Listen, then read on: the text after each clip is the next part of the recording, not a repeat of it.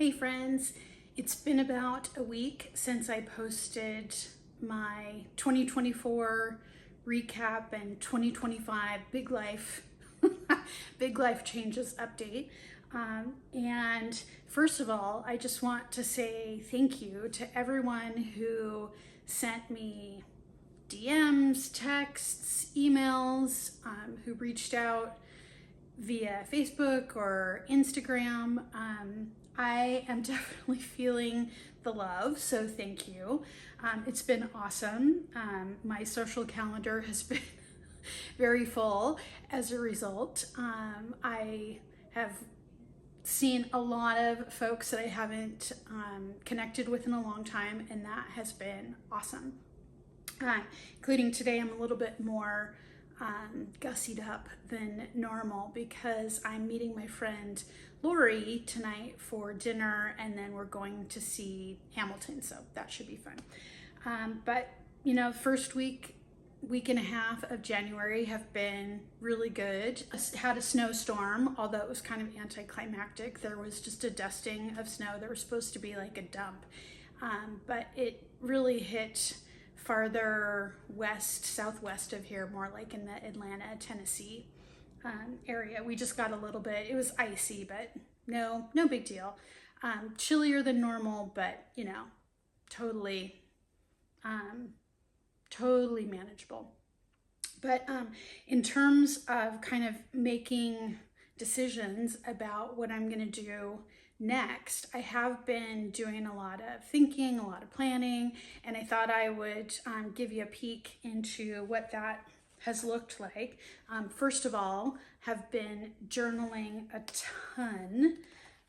Just about every day I have written in my journal, and also have been making lists, kind of just reflecting on pros and cons of the different options that I have, because I have a lot of options, and really trying to narrow down what it is that I want to do, and narrow it down while also staying open to possibilities that maybe I'm not thinking about. So I thought I would share the process that I've been using to do that and some of the resources that I have used in case anybody else might find them helpful. So one of the things that I had talked about potentially doing was starting my own coaching or consulting business. And that is something that sounds super appealing. You know, being your own boss, being able to pick the clients that you want to work with, being able to choose the type of work that you do, being creative, being, you know, in charge of your decisions. But when I really thought about it, I'm not sure that that's actually the right path for me. And how I got there was some exercises from this book, which is Designing Your Life. And it's written by Bill Burnett and Dave Evans. And they are two university professors, I think it's Stanford. And a whole lot of research went into the methods, the exercises, the tools that they lay out in this book. And I believe they actually teach a course on it, and this book kind of distills down some of the methods that they use to help people, I mean, basically do exactly what the cover says, design your life. So there's two exercises in particular that I used to help me kind of figure out what it is that I really want to do as my next move. One of them was journaling about your daily activities and thinking about and noting down what things that really bring you joy, the types of activities that energize you, and then also noting down the type of stuff that really is kind of an energy suck for you. And for me, the types of things that I love to do are being creative, problem solving, ideating, coaching, helping people learn and kind of maximize their potential. Those are all things that I love doing. I also love leading a team. I really like collaborating. Things I do not like, I really dislike administrative work, and that is a whole host of things. Things like accounting, billing, IT, let's see here, what else? Finance, budget, accounting. So really things that I do not like to do at all. In fact, it takes me a lot of energy to get in the mindset to actually do those things. It's not that I'm not capable of doing them. I actually can do them just fine. I just don't like to do them. It's not fun for me. And so as I was thinking about what is required to start a business, run a business, there's a lot of that. There's also marketing, sales. I would have to deal with figuring out my own insurance. My income would be inconsistent, especially in the beginning. There's a big learning curve. While I love learning, that is a pretty big learning curve. And it's a lot of stuff that I think would give me anxiety, if I'm being totally honest.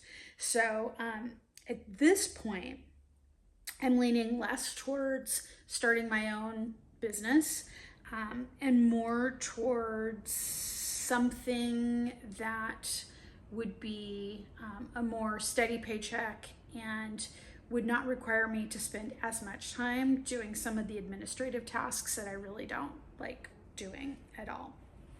And it's funny, I had a book club meeting with a bunch of ladies that I worked with at Gallo, and it's some folks are in person, but a lot of us are virtual now because we've got folks living all over the place. And one of the women owns her own business, and she was saying, "Oh my gosh, insurance is due, and this is due, and that is due, and I, unless I tap into my retirement funds, I don't have any money right now." And I was like, "Oh," and yet she's working pretty steadily. And I thought, yeah, I just don't know if that would be fun for me. So I'm leaning away from the idea of starting my own business and having that be my primary source of income. I think there's a world where maybe I still coach and consult on the side, because I do love that type of work, particularly coaching. But I'm just not sure if having that be my primary source of income is what I want right now, if I'm being really honest with myself. So that led me down the road of thinking about, well, if I am going to do something other than start my own business, what could that look like? And so I pulled another exercise out of this book. And in this particular exercise, I think they have you come up with 3 different potential scenarios of what your future could look like. I actually have 5. I brainstormed 5, and they really recommend that they're 5 pretty different scenarios, not like 3 variations on the same scenario, but 3 pretty significantly different scenarios. So the options that I wrote down, I could get a regular job, and I could coach and make art on the side. I could get a part-time job with benefits, and I could start up my coaching business and still make time for art. I could be a full-time artist and YouTuber. I could just go all in on early retirement. Or the last option is that I could partially retire and consult part-time. So those were the 5 scenarios that I came up with. And then I made a list of preferences. And these are really things that I'd rather not do. So my first preference was I really would like it if I could not tap into my retirement funds until I'm at least 65, ideally 67. And that's 9 years from now. So if I start tapping into my retirement fund now, it would be okay, but I'd prefer not to do that. My second preference is that I do work that I enjoy, and so what that means for me is more organizational development type work, coaching, whether it's individual coaching, leadership development, team performance, organizational strategy, that type of work.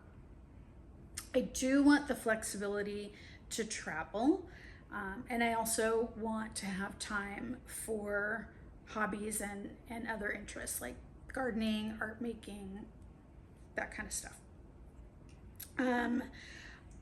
I very much want to find an organization with a purpose that aligns with my values and also a culture that aligns with my values. And how do I know what my values are? Well, there's some exercises in here that help you identify your values, and then also through an assessment that I just did recently, which was DISC plus values. I'm pretty clear on what my personal values are. And I know that it's important to me to find an organization that closely aligns with my personal values. Otherwise, it is a kind of a recipe for disengagement for me. I also know what I don't want. And I made a list of kind of what I liked and what I didn't like of the 3 organizations that I've worked for previously. So this is not specific to any one organization. It's kind of just like general themes and trends. I did not enjoy feeling like the driving force for decision making was making rich people richer. Did not like that, particularly at the expense of other people, mainly, workers, like the frontline workers. Do not like that. Makes me pretty dissatisfied, actually, when I get the feeling that that's what is happening. So for me, that probably means no publicly traded companies, because that is just, unfortunately, a trap that both of the public companies that I've worked for have fallen into. Even with the best of intentions to not have that happen, it's just so hard to not put shareholders first when you're making decisions. It's really, really hard. I do not like people with big egos, or people who are a-holes to the people around them. I prefer working in an environment where people are respectful, and I really don't like it when folks act like a diva. It really rubs me the wrong way. Yeah, I don't like that at all. It's frustrating to me when I'm in an environment where I feel like I'm having to convince people of things that just seem so obvious to me.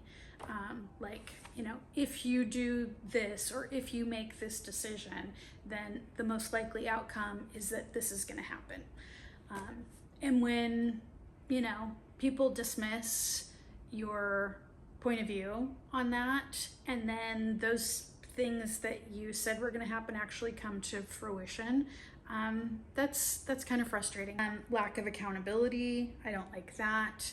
I don't like it when folks are not held accountable for their area of responsibility. Now, I want to caveat that with, stuff happens and people are human, people make mistakes, people make bad decisions, but to make bad decisions over and over and over and over again, and or to demonstrate the same bad behaviors over and over and over and over again, and there's no consequence. Yeah, I can't with that. So kind of circled all the way back to being really, really important for me to find an organization that closely aligns with my personal values, which is, respect, personal accountability, creativity. I don't like a culture that is overly like homogenous or same, like where there's one cookie cutter type of, successful person, because frankly, I think tapping into people's unique strengths, people's unique perspectives, that's what makes an organization really, really successful. And kind of listening to people's perspectives, especially when they're different than the norm. So, that's kind of my wish list. So what it boils down to is I think I'm looking for a job that is probably an OD role or learning and development role, nonprofit, or a socially conscious for-profit organization. And what I mean by that is, I think about a company like, Salt and Straw, or a company, gosh, I'm blanking on the name, Four Seasons Market, maybe, in the Portland area, that is a co-op and they're employee owned. They pay their workers really, really well. They have great benefits. So that type of a for-profit organization, I think, would be very, very motivating for me. Fun culture, a culture that values individuality, and that really encourages people to be themselves, their quirky, kind of, unique self. I have worked in environments where I felt like I had to kind of tone down my sense of humor, my sense of style, and that took a lot of energy.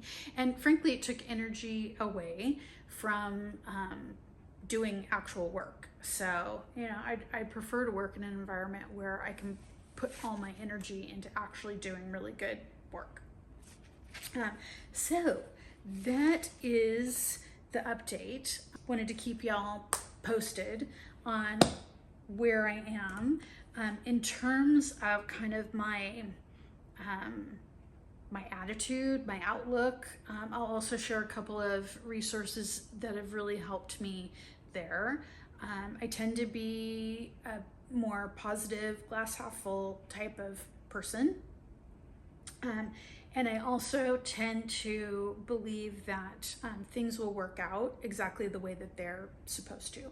So on the flip side, I also have generalized anxiety disorder. So if I don't take care to kind of manage my internal dialogue, it can get away from me real quickly, and I can start to get panicked about all the what if scenarios, which tend to not be the what if awesome scenarios, but tend to be the what if like worst case scenarios. Like, what if I can't find a job? Or what if, I can't find a house in Olympia before our lease is up? Or, what if the move costs more than I've budgeted for? Or, the list goes on and on and on. So I just have to remind myself that it's going to be okay, right? It's going to work out. It always has worked out. And one of the books that has really helped me do that is called The Universe Has Your Back. Highly recommend. You can see all of my, sticky notes and the highlights and whatnot in this. I've probably read this book, 3 or 4 times. Highly recommend. And another book that I recommend is by Dr. Doty. Let's see, do I have the no, I don't have the copy of it here. The book is called Into the Magic Shop, and it's his own story from when he was a boy, and he encountered a woman who helped him learn how to kind of manifest the life that he wanted. And I recognize that kind of thinking, not everybody resonates with that, but I will say that Dr. Doty started out his life in very, very poor, not a lot of opportunities. He is a well regarded neurosurgeon, and he's also the founder of an organization that kind of promotes this positive thinking.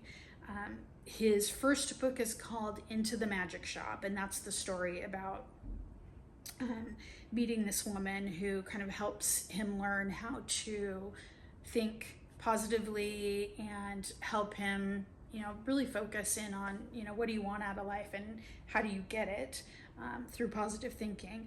And his newest book is called Mind Magic, and I haven't read it yet. It's actually in my stack of books to read. But he was recently interviewed on the Mel Robbins podcast. So if you are interested in that kind of stuff, I highly recommend checking out both his first book, which is called Into the Magic Shop, and his follow-up to that, which is called Mind Magic. And fun anecdotal story, I actually was able to speak with Dr. Doty via the old CEO of Krispy Kreme, Mike Tattersfield.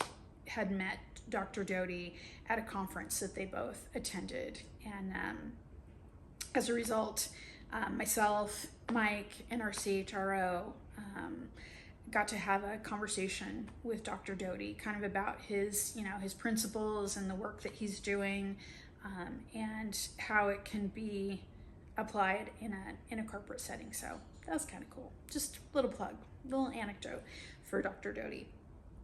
But anyway, that's my recap, and I'll continue to let you know how it's going in terms of kind of narrowing my focus on what I want to do next. Still feeling like there's a lot of options, and definitely that the universe has my back. So if there's something that I'm not considering that you think I should consider, drop a comment. If there are resources that you've used that have kind of helped you to make big decisions, would love to hear about that. But for now, that's it. That's my update. So I hope everybody is having a good January, and peace out until next time. See you later, friends. Bye-bye.